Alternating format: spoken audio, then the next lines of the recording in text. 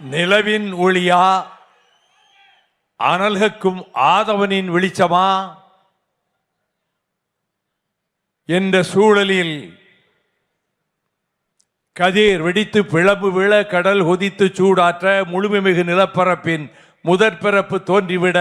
நதி வருமுன் மணல் தருமுன் முன்தோன்றி மூத்ததுவும் பதிமதுரை பெருவெளியில் பாண்டியர் குற்றம் கண்டதுமான செந்தமிழே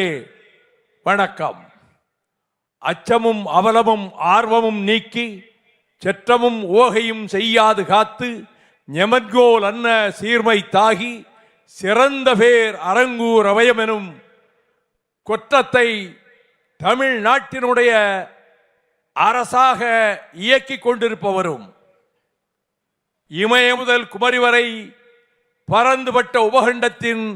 அனைத்து மாநிலங்களுக்கும் எம்மை பின்பற்றுக என சொல்லத்தக்க திராவிட மாடல் ஆட்சியை பரிபாலித்துக் கொண்டிருப்பவரும் கோடானு கோடி தமிழர்களின் நெஞ்சிலே திராவிட இயக்கத்தின் முத்திரையாக பதிந்திருப்பவரும் இந்த ஆண்டு நடைபெற இருக்கின்ற சட்டமன்ற பொது தேர்தலில் மாபெரும் வெற்றியை, கடந்த தேர்தலை விட விஞ்சிய வெற்றியை தன்னந்தனியாக திராவிட முன்னேற்ற கழகம் ஆட்சி அமைக்கும் பெரும்பான்மை அமைந்திருக்கக்கூடிய வெற்றியை திராவிட முன்னேற்ற கழகத்தின் தலைமையிலான மதச்சார்பற்ற முற்போக்கு கூட்டணி வேட்பாளர்களும் பெறத்தக்க வெற்றியை உருவாக்கி கொடுக்க இருக்கின்ற, மக்களின் பேராதரவை பெற்றிருக்கின்ற தமிழ்நாட்டினுடைய முதலமைச்சர் ஆருயிர் சகோதரர் மாண்புமிகு தளபதி ஸ்டாலின் அவர்களே, இந்த தொடக்க விழா நிகழ்ச்சிக்கு தலைமையேற்றிருக்கின்ற பெருமதிப்புக்குரிய ஆருயிர் சகோதரர் அமைச்சர் மாண்புமிகு KN நேரு அவர்களே, முன்னிலை ஏற்றிருக்கின்ற பாசமிகு சகோதரர் மாண்புமிகு அன்பில் மகேஷ் பொய்யாமொழி அவர்களே, மறுமலர்ச்சி திராவிட முன்னேற்ற கழகத்தின் அவை தலைவர் ஆருயிர் சகோதரர் ஆடிட்டர் அர்ஜுனராஜ் உள்ளிட்ட பொருளாளர் செந்திலதிபன், துணை பொதுச் செயலாளர்கள் KN மணி, ஆடுதுறை முருகன், டாக்டர் ரொஹையா தீமு ராஜேந்திரன், உயர்நிலை குழு உறுப்பினர்கள், மாவட்ட செயலாளர்கள், ஒன்றிய நகர செயலாளர்கள் உள்ளிட்ட தொண்டரணி தம்பிமார்கள், இளைஞரணி தம்பிமார்கள், மாணவரணி தம்பிமார்கள் என நடைபயணத்திலே பங்கேற்கின்ற பாசமிகு இளவல்களே, மாண்புமிகு அமைச்சர் பெருமக்களே, நாடாளுமன்ற சட்டமன்ற உறுப்பினர்களே, வணக்கத்திற்குரிய மேயர் உள்ளிட்ட உள்ளாட்சி பிரதிநிதிகளே, இந்த நிகழ்ச்சியிலே வாழ்த்துறை வழங்கிய இந்திய யூனியன் முஸ்லீம் லீக் இயக்கத்தினுடைய ஒரு பெரும் தலைவர் பேராசிரியர் கண்ணியத்துக்குரிய KM காதர் மொய்தீன் அவர்களே, உணர்ச்சி துடிப்பாக மின்னல் வேகத்தில் இடிமுழக்கம் செய்கின்ற சொற்பொழிவாளர், விடுதலை சிறுத்தைகள் கட்சியினுடைய மதிப்பிற்குரிய தலைவர், உணர்ச்சி தமிழர் தொல் திருமாவளவன் அவர்களே, மக்கள் நீதி மய்யத்தின் பொதுச் செயலாளர் அன்பிற்குரிய அருணாச்சலம் அவர்களே, திராவிடர் கழகத்தினுடைய பொதுச் செயலாளர் மானமிகு துரை சந்திரசேகரன் அவர்களே, பொறியாளர் செந்திலதிபன் அவர்களே, பத்திரிகையாளர்களே, தொலைக்காட்சி ஊடக நண்பர்களே, தமிழ் பெருமக்களே, என் சிறந்தாழ்ந்த வணக்கம். பொங்கி வரும் பொன்னி ஆற்றங்கரையில் தான், மலைக்கோட்டை நகரமாம் திருச்சிராப்பள்ளியின் உறையூரில் தான் 1938 ஆண்டு ஆகஸ்ட் 1ஆம் நாள் அஞ்சானஞ்சன் பட்டுக்கோட்டை அழகிரிசாமி நடைபயணத்தை தொடங்கி வைக்க அறிவாசான் தந்தை பெரியார் அவர்களும் மறைமலை அடிகள் அவர்களும் சோமசுந்தர பாரதியார் அவர்களும் மணவை திருமலைசாமி அவர்களும் கண்ணியத்துக்குரிய கலிகுல்லா அவர்களும் துவக்கி வைத்து சிறப்பித்த அதே திருச்சி மாநகரில் தான் இந்த நடைபயணமும் சமத்துவ நடைபயணமும் தமிழக முதல்வரால் தொடங்கப்பட இருக்கிறது. 1982 ஆண்டு மார்ச் மாதம் 15ஆம் நாள்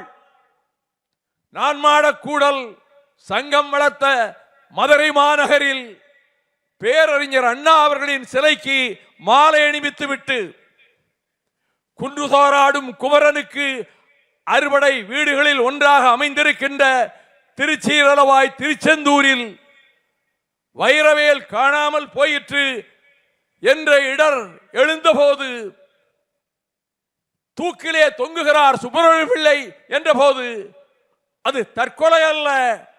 நிகழ்த்தப்பட்ட படுகொலை, அதற்கு நீதி வேண்டும் என்று கேட்டு முத்தமிழறிஞர் டாக்டர் கலைஞர் அவர்கள் அந்நாளில் மதுரை மாநகரிலே இருந்து நீதி கேட்டு நடுபயணம் தொடங்கி திருமங்கலம், விருதுநகர், சாத்தூர், கோவில்பட்டி, எட்டயபுரம், எப்போது வென்றார், தூத்துக்குடி, ஆத்தூர், ஆறுமுகநேரி, காயல்பட்டம், வீரபாண்டியன்பட்டம், திருச்செந்தூர் என நடைபயணம் மேற்கொண்டார்கள். 1986ஆம் ஆண்டு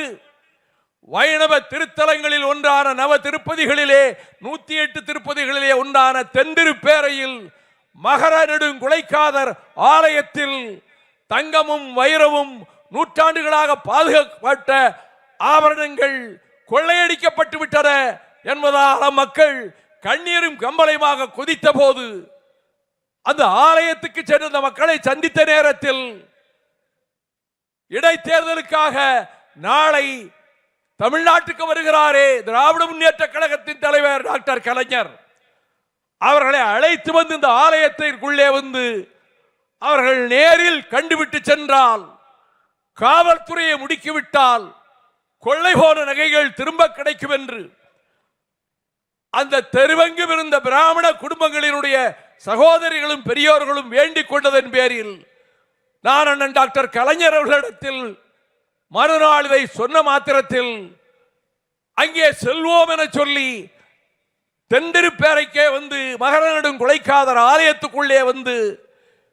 கொள்ளையடிக்கப்பட்ட நகைகள் இருந்த இடத்தையும் பார்வையிட்டு விட்டு வெளியே வந்த நேரத்தில்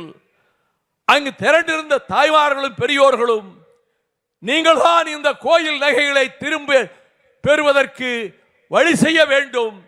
உங்கள் அழுத்தமான கோரிக்கையில் தான் காவல்துறை அந்த கடமையில் ஈடுபடும் என சொல்ல, அதே போல அவர்கள் நடைபெற்ற பொதுக்கூட்டத்திலே அதனை சொல்லி காவல்துறைக்கு அழுத்தம் கொடுக்க என்னை அழைத்து நீ அந்த மக்களை அழைத்துக் கொண்டு நடைபயணமாக வந்து ஜில்லா கலெக்டரிடத்திலே நீதியை கேட்கின்ற பயணமாக அமைய வேண்டும் என சொல்ல, நான் 1886ஆம் ஆண்டில் அதே போல தென்திருப்பேரையிலிருந்து அந்த கிராமத்து பெரியோர்களும் சகோதரிகளும் உடன் வர நெல்லை ஆட்சித்தலைவர் அலுவலகம் வரை முதல் நடைபயணம் மேற்கொண்டேன். அதனைத் தொடர்ந்து 1982க்கு பிறகு 94ஆம் ஆண்டில் குமரிமுனையிலே இருந்து சென்னை வரை 52 நாட்கள் 1600 கிலோமீட்டர் ஊழல் ஆட்சி எதிர்த்து, அதிமுக ஆட்சி எதிர்த்து மேற்கொண்ட நடைபயணம் வரிசையாக நதிகள் இணைப்புக்காக 2002ஆம் ஆண்டு தாமிரபரணி ஆற்றங்கரையிலே இருந்து அதுவரை செல்லாத மாவட்டங்கள் வழியாக சென்று 1200 கிலோமீட்டர் நதிகள் இணைப்புக்காகவும் சாதிமத நல்லிணக்கம் தழைப்பதற்காகவும் நான் மேற்கொண்ட நடைபயணம், அதன் பிறகு முல்லை பெரியாரை காப்பதற்கு 3 முறை மதுரை மாநகரில் இருந்து கூடலூர் வரையிலே மேற்கொண்ட நடைபயணங்கள், நீட்டினோ அம்பரப்பெருமலையிலே அமைக்கப்பட்டால் தேனி மாவட்டம் தவிடுபடியாகும், இடுக்கி அணையும் பென்னிக்குக் அணையும் பாழாய் நொறுங்கும் என்பதனால் அதை தடுப்பதற்காக மதுரை மாநகரிலே இருந்து 2018ஆம் ஆண்டு மார்ச் 31ஆம் தேதி நான் நடைபயணம் தொடங்க நம்முடைய மாண்புமிகு இன்றைய முதல்வர் அமைச்சர்களை அழைத்த போது மனமு வந்து மகிழ்ச்சியோடு அதை ஏற்றுக்கொண்டு வந்து மதுரையிலே இருந்து அந்த நடைபயணத்தை தொடங்கி வைக்கும் வேளையில் என்னுடைய சகோதரன் வைகோ நடக்கின்ற நடைபயணத்தில் என்னுடைய பாதங்களும் சேர்ந்தே நடக்கின்றன. நானும் அவரோடு நடந்து வருவதாகவே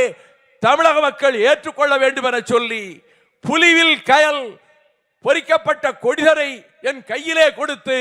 அவர் அந்த நடைபயணத்தை தொடங்கி வைத்தார். இன்று தமிழகம் இந்துத்துவ ஆதிக்க சக்திகளால், சனாதன கூட்டத்தால் பாழ்பட்டு போகுமோ இந்த சமய நல்லிணக்கம் என்று அச்சத்தக்க ஒரு சூழலை உருவாக்க டெல்லி ஏகாதிபத்தியத்தின் அடிவரடிகளாக இங்கே இருக்கக்கூடியவர்கள் ஜாதியின் பெயரால் மோதல், மதத்தின் பெயரால் இரத்த களரி கலவரம் என உருவாக்க துடித்துக் கொண்டிருக்கிறார்கள்.